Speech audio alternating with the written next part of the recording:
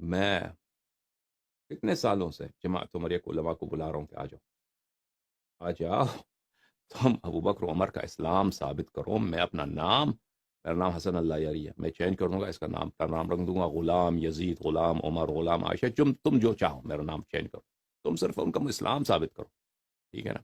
یا اہل بیت طاہرین علیہم الصلوۃ والسلام کی امامت کے دلائل کا تم ابطال کرو، ہم دلیل پیش کریں گے، آپ ابطال کریں قرآن سے سنت سے،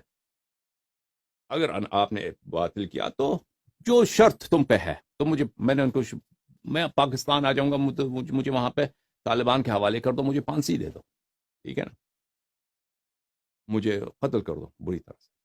تم مرد بنو، ٹھیک ہے نا عزیزوں، اس کے باوجود یہ نہیں آتے، پیسے کا اعلان کیا کئی دفعہ ہم نے کہ ہم آپ کو $10,000 دیں گے، مناظرہ کرو، $50,000 دیں گے، $1,00,000 دیں گے۔ ایک شیعہ ذاکر ایران کا چیلنج ہے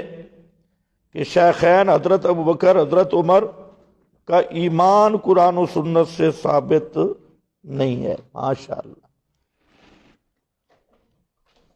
اس ذاکر اور اس ذاکر کے حواری سب کو میرا چیلنج ہے کہ سب سے پہلے شیعہ اپنے آپ کو مسلمان ثابت کرے۔ توجہ ہے کہ نہیں؟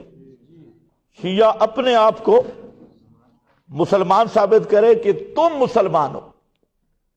تو جو خود اپنے آپ کو مسلمان نہیں ثابت کر سکتا تو اسے حق پہنچتا ہے حضرت ابو بکر حضرت عمر کے ایمان پہ بات کرنے کا۔ کوئی اگر کسی ان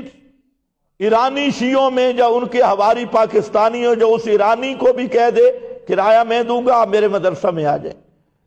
اور اپنا ایمان ثابت کریں کہ تم مسلمان ہو، توجہ ہے نا؟ رہ گیا شیخین کا ایمان، وہ کتاب و سنت کی نصوص سے ثابت ہے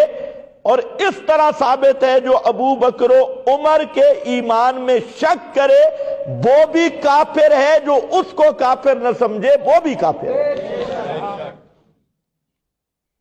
صرف اپنے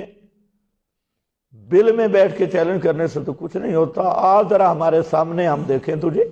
لیکن سب سے پہلے اپنے آپ کو مسلمان ثابت کرنا ہوگا۔